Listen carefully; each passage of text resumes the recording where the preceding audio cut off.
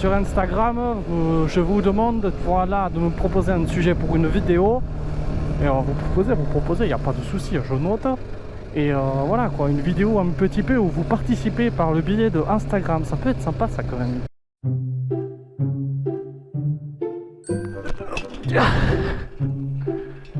Ouh.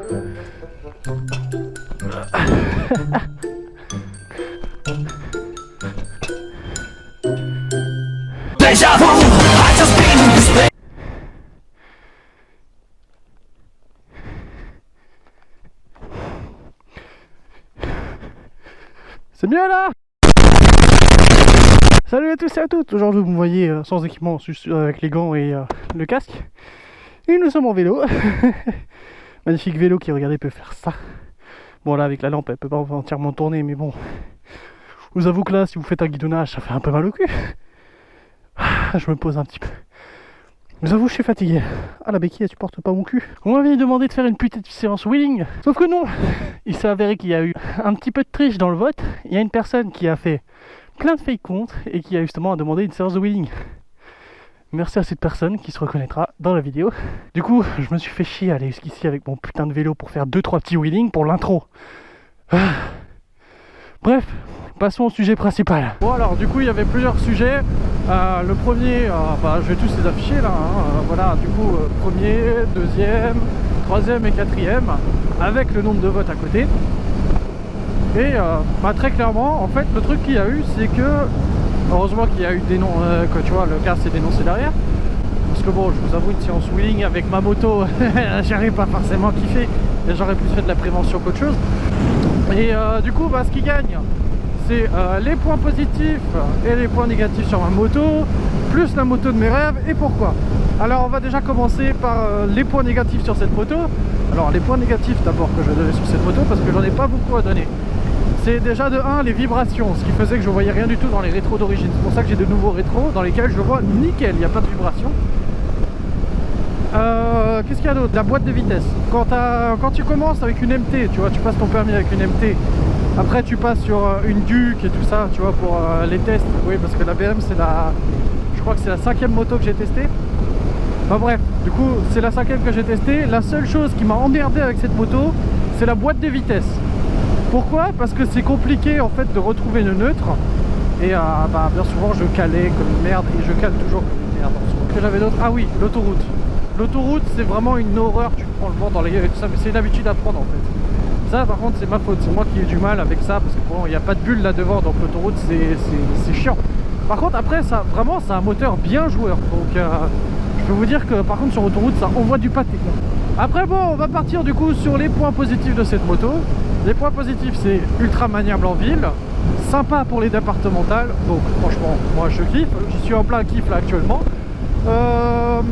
Après la hauteur de selle elle est assez basse, c'est pour ça que j'ai choisi cette moto plutôt que de prendre la version GS, parce qu'au début je voulais prendre la version GS, mais la version GS je l'ai pas pris parce que je touchais à peine le sol et j'étais pas en confiance, alors qu'avec celle-là je mets très clairement les 2 pieds au sol. Regardez, franchement je m'arrête là au stop, j'ai les 2 pieds qui sont vraiment tous les 2 nickel au sol, vraiment posés. C'est une petite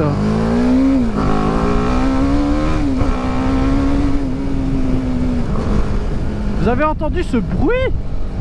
Wow, c'est magnifique. Par contre, franchement, j'adore le bruit qu'il fait aussi le moteur. Il fait un bruit magnifique. Bon, après, le pot d'échappement, on va pas se le cacher, pot d'échappement d'origine. Donc, voilà, il pourrait faire un bruit bien mieux. Parce que la moto sur laquelle j'ai fait le test était avec un pot à crin. Et franchement, je peux vous dire que au niveau des jambes et tout ça, la position... En fait, on va dire que sur la moto, c'est quelque chose de naturel, que je surkiffe en fait la position. Après oui, sur la Duke aussi, je kiffais pas mal la position, mais franchement, la petite G310, voilà quoi, j'ai kiffé aussi sa position, et ce qui a fait que...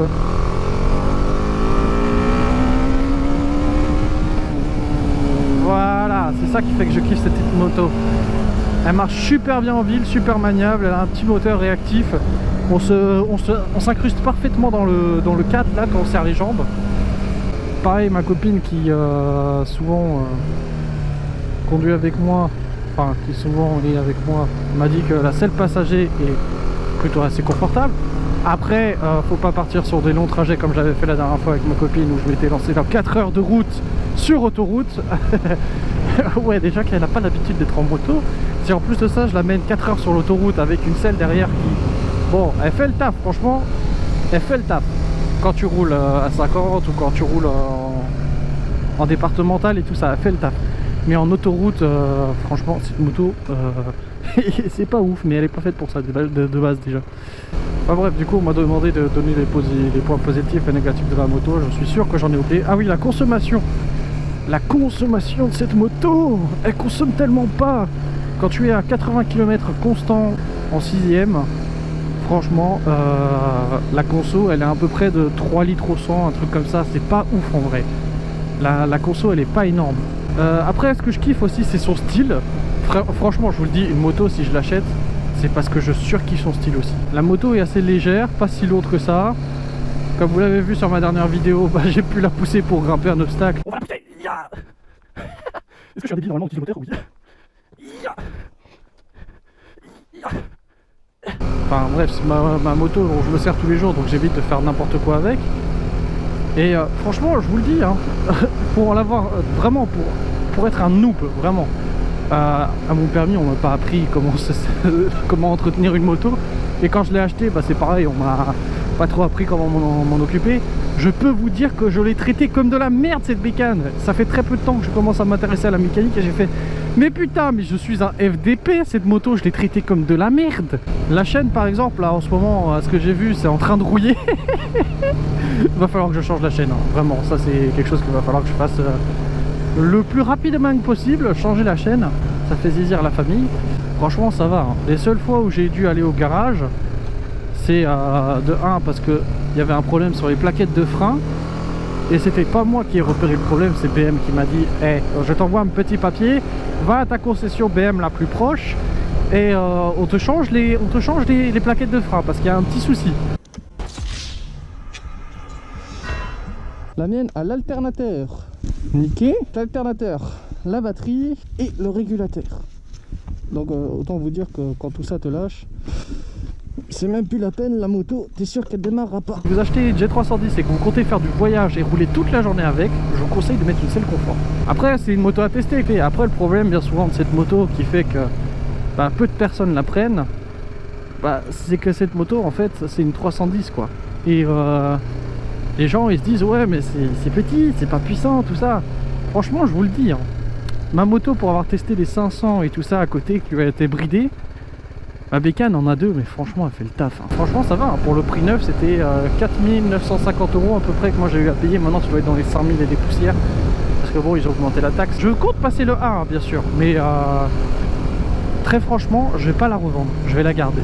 C'est une petite moto, il faut savoir apprécier son caractère, il faut savoir apprécier sa jouabilité. Donc la moto de mes rêves, je suis pas mal intéressé par la K75 de chez BM, mais en mode café racer, pas tu vois la vieille version boîte de conserve. Enfin bref, du coup version café racer, celle-là je l'aime bien.